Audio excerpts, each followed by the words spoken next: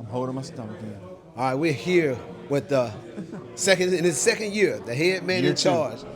Feel like the year 20 already, It huh? does. Kendall Mills and the city athletic director here in Muscogee County School District. Coach, how was the first year? You completed the first year. How was it? And I You know know, you're getting ready for some more things this year, but how was your first year? Superintendent Dr. Lewis says this to me every time he sees me. If I'm frowning, he said, "You applied for the job." So I'm here. I'm looking forward to it. Like I said earlier, this is my second media day. And just like anyone else who's from the South, I get excited when it's football season. You and I go back and forth talking about college sports all the time. Exactly. You have a team, I have a team. But Yeah. anyway, we can talk about that off air a little bit. But I mean, the beginning of football season is always exciting because it's the beginning of school. You get in, and for me, the year actually goes faster once sports start taking place because it's nonstop, and I enjoy it. I love it, and looking for a good year from all our schools as they compete at the highest levels they can. What, if you had to say last year, Carver winning the state, as a citywide AD, what is a successful year for you with all the schools? What's your What is a master successful plan? year? That's a good question. I never thought about that. You would think winning titles would be a successful year, but even when you get schools recognized for their academic performances, those are successes. You're around me a lot. When you see the elementary kids enjoying flag football, that's a success. So any project that we have, any events that we have to take place, where the spectators can come and families can come out and just enjoy their kids and fellowship and just watch them and enjoy the pure excitement of competing at a good level.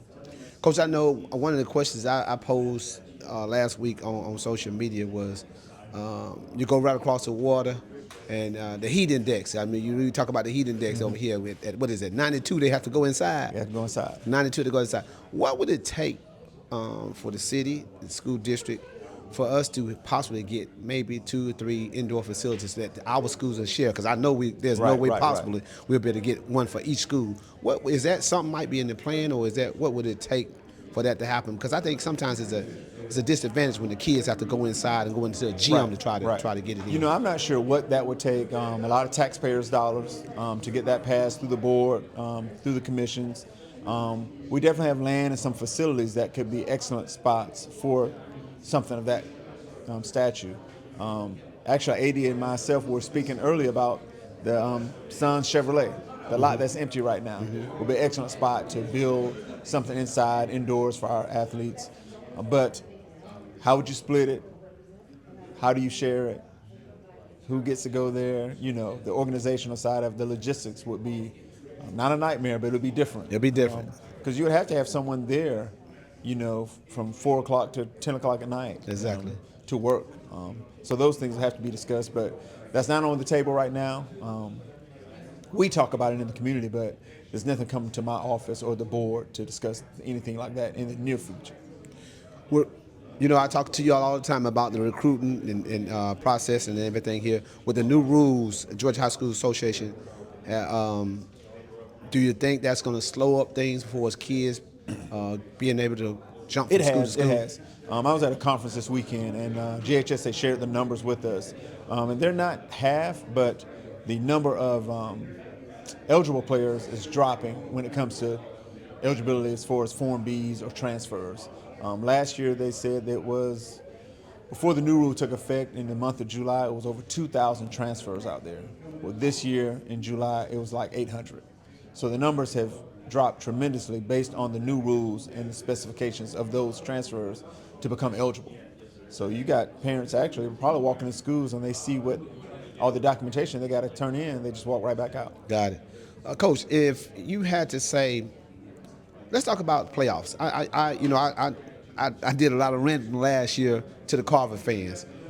Can you explain to the student body, to the alumni, to the fans of the schools that we have here, when a team goes to the playoffs, like Carver did, they had that big run last year, how important is it for the community to get out and support them? Because I think people don't understand that pot is being shared 3 or 4 different ways. Right. And it looks, a lot of times, if we don't go out and step up and go out into the community and support these schools, the home team probably get the short end of the stick. You're right. Talk you're to right. them, talk to Well, fans I mean, and fans about that. When the playoffs hit, I'm rooting for all Muskogee County schools.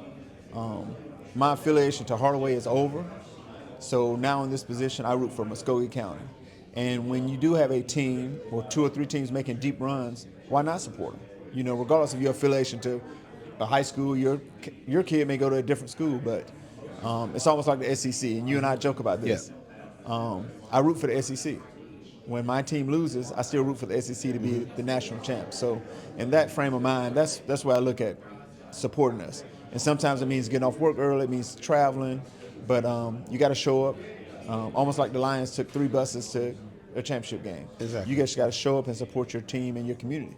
And Coach, I think it going a little deeper to that is that I think the parents and the families and the people in the community don't understand how much money the school actually loses. I think I talked with Keg last year before. He said he'd rather go on the road and play because right. he's gonna get mileage and all that. Yep, the home team sometimes penalized. Yeah. Until you get to those games that are at neutral sites. You pay the visiting team, you pay GHSA, you get taxed. And the home team is left whatever revenue after those bills are paid. But the bills have to be paid. And if you are not having the support you need, it will hurt you financially. So with that being said, we want all the fans and all these different schools to go out and support these kids because, again, at the end of the day, when you get to the state playoffs, it's you got to pay. It ain't like staying in one pot. And let me just expand on it a little bit more. Everyone thinks about football. Football takes care of itself sometimes. Exactly. We're talking about the other sports. Volleyball. Non-revenue sports. The non-revenue. Yeah. Volleyball, softball, baseball, basketball. When you have home teams hosting games, it's very important those first 2-3 rounds that you get out and support them. Because financially, they need that. Because when a team is traveling from Savannah or Augusta, you're paying that other team to come in to your city. And we're not paying them to come beat us, but we're paying for their travel. We're paying the officials. We're paying GHSA. So it's a third. But the home team can be penalized for not having a good crowd. And especially with the mileage is included in that too as well because you get one of those teams that's coming from. Yes. You're paying their travel north plus a third of the gate. Exactly. And it's a lot. Coach, my last thing is to you is that I know you and I talk about it and we're going to have a little fun with this. Will we see the Central High School Red Devils back into the Christmas tournament this year? Will we see the Central High Red Devils ever playing a Muskogee County school team? I know you can't control that part, but but don't. In my point of view, I think it's needed. We need the big rivals like the Valdosta and the Lounge and all that. Right now, I think Carver and Central probably have the 2 biggest programs in this area. Right. We need to see it. What do you think? If that happens, what would it bring for both sides? If I was the commissioner of the SEC and things of that nature where I can make those deals, it'd be awesome.